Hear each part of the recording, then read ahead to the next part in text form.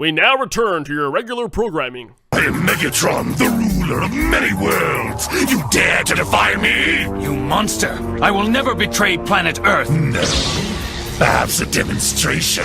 Megatron, terrorize! So like I was mentioning earlier, Megatron is a six-changer with 6 different modes. Here we see his 3rd mode. We've seen his giant hand mode. Yes, he really does turn into that. His robot mode. And here is sort of an intermediate mode. This is not actually his beast mode, despite its bestial appearance. This mode doesn't even really have an official name that I'm aware of. It's typically referred to either as Bat mode or Gargoyle mode. And it's a mode that Megatron does actually seem inordinately fond of, although for the most part doesn't really seem to serve much of a purpose. There's not really anything this mode does that he can't do in any of his other modes. One of the inherent problems in a lot of six-changers, now that there are a lot of them, is again, oftentimes you'll have redundant modes. Arguably, he is smaller in this form. I actually found as a kid it was easiest to store him in this form. When I put him away in a box, I would fold him up into Bat mode, as I usually thought of it, because he took less room this way. Arguably, he's a smaller target this way, and he's obviously capable of flight, although Megatron can actually fly in most of his modes. And Megatron will occasionally retreat in this form. That does seem to be the 2 usual purposes that he will use this mode for, either to run away or to threaten, as the jaws in the front of him perhaps makes them look more intimidating, or at least Megatron thinks they do. You'll also note the use of the command code terrorize to transform into what is essentially a sort of pseudo beast mode. Like I said, Megatron didn't really tend to have distinct separate command codes for his 6 different modes, and would often use other command codes, or the same command code, turning into alternate forms. It is worth pointing out one of the differences between the Japanese and American versions of this episode. In Japan, Megatron seems to bizarrely suffer from split personality disorder of some kind. Literally, he has a different personality for each of his 6 forms. Now, I haven't actually really watched the Japanese version, so I'm not quite sure how different the personalities are, if he's a completely different character, or if it's simply different attributes are, enhanced or regressed or whatever. But I believe they even use a different voice for each of his 6 modes as well. In the American version, they wisely did not include this feature, as none of the other Transformers, regardless of how many modes they have different personalities in their different form. And this is not a thing going back to other earlier Transformer TV series either. Beast Machines, Beast Wars, the original series, and I don't even think the other Japanese TV shows have done this either, with their, their Headmaster series or, Victory Zone, whatever, and their Beast Wars series. I could be wrong, but I think this is a unique feature of Megatron, without any explanation or plot relevance. It's just a bizarre tick that he has in the Japanese version. But in the American version, he's always the same person, always the same personality, always the same voice, regardless of what mode he's in. And as I said, considering how irrelevant his multiple personality disorder is, I think that was the wiser choice for them to take.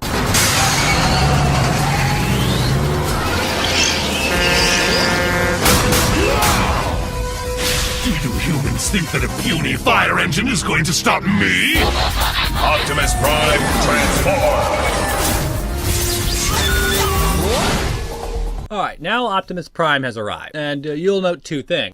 First, the front half of the fire engine disconnects from the back half, and is not a complete vehicle in its own right, but it's the only part that transforms into the robot mode. We'll talk more about this later, but this is one of the gripes people had with this version of Optimus Prime. Second, we are introduced to the Autobot command code, which goes with the very generic transform. I suppose this is slightly similar to the Beast Wars Beast Machine, mantra of I am transformed. The Oracle has melded us into a balance of both machine and living tissue. Command codes and onboard computers are things of the past. So, what are we? Robots or animals? Both, and neither.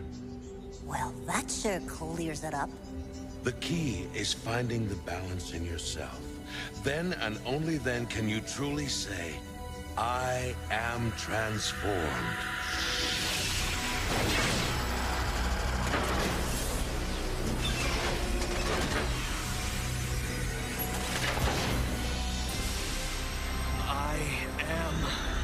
transformed.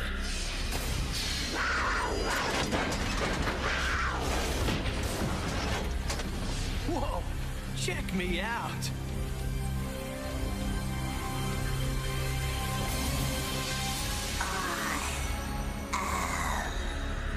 Transform.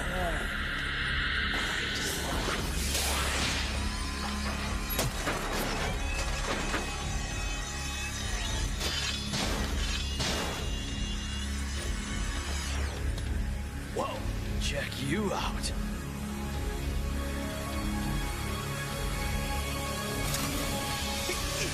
I am transformed. I am so transformed. I can't even believe it. Ew. But it's very generic. And in fact, Robots in Disguise will use this very generically. The Decepticons, when they do get introduced, also use the exact same command code. Well, look who's here. Optimus Prime as I live and breathe.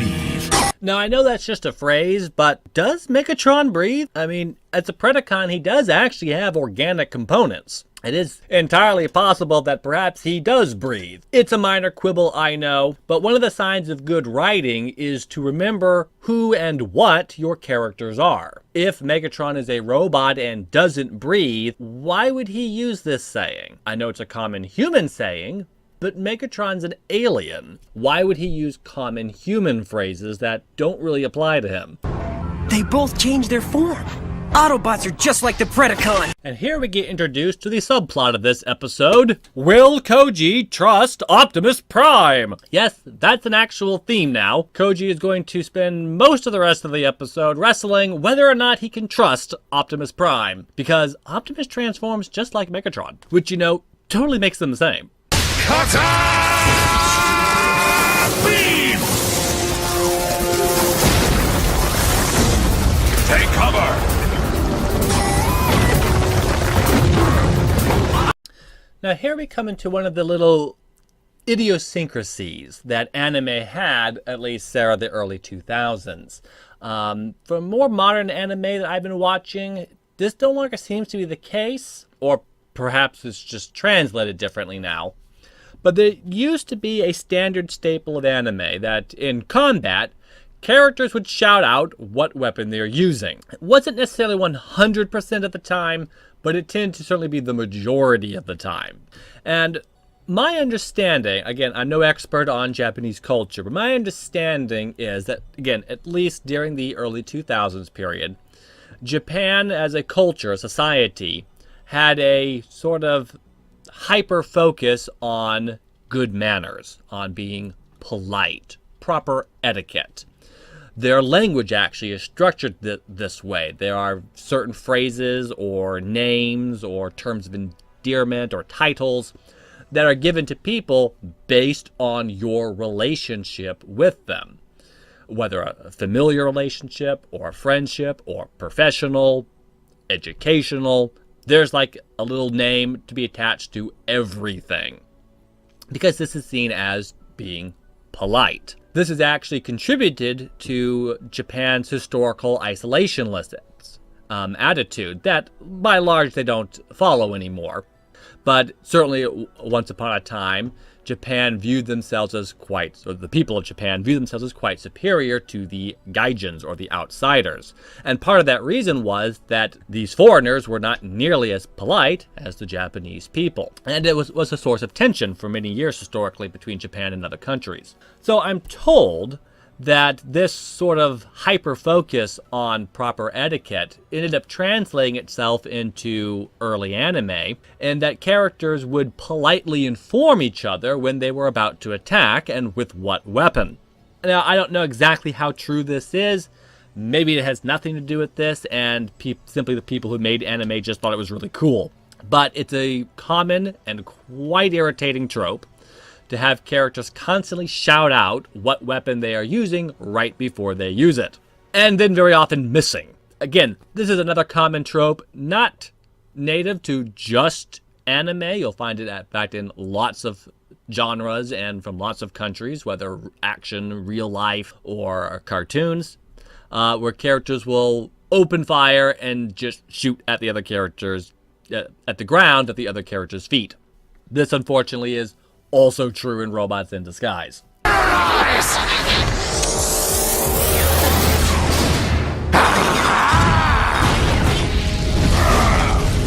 You're hopelessly outmatched! Come forth, Predacons, and destroy Optimus Prime! Bring it on!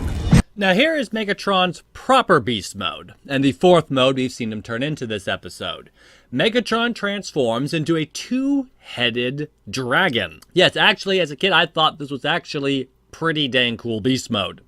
And you will note that Megatron did not say beast mode to turn into it, but in fact gave his robot activation code. I know it's a little pedantic to keep harping on it, but this really did bother me as a kid when watching it. And as an adult, I still find this very lazy writing. Didn't anyone overview the episode after making it to be sure little errors like this didn't happen? They seem fairly obvious. Although again, like I said, Megatron being a six-changer has lots of modes to keep track of, and they don't appear to have bothered to even come up with 6 different command codes. Regardless, this is his primary beast mode, and like I said, it's actually pretty cool. Now, he's far from the first dragon in the Transformer franchise. Even the original series in the 80s did have dragons in it, such as the Terracons or Monsterbots. Of course, these were completely purely mechanical dragons. Beast Wars gave us our first organic dragon, or technically a trans-metal dragon. In the third season, the Predacon Megatron became a dragon. For some reason, the toy was sold as a Trans-Metal 2, which is actually a different type of technology in Beast Wars, and you'll find often many people will make the error by referring to Megatron's dragon mode as a Trans-Metal 2, but it was actually, in fact, just a Trans-Metal. Beast Machines for the first season, Megatron is still in his dragon form. And then the second season, we're introduced to Savage, yet another dragon. So, the Robots in Disguise Megatron's hardly unique in this form. He's not even unique as the first two-headed dragon. However, for me, he was the first two-headed dragon in Transformers that I encountered. The Predacon Megatron, both in Beast Wars and in Beast Machines, along with Savage, only have one head each. But Robots in Disguise Megatron has 2 of them. Slapper! Terrorize! Dashcom! Terrorize! Darkscream, terrorize! What do you know? Somebody must have forgotten to lock the gate at the petting zoo.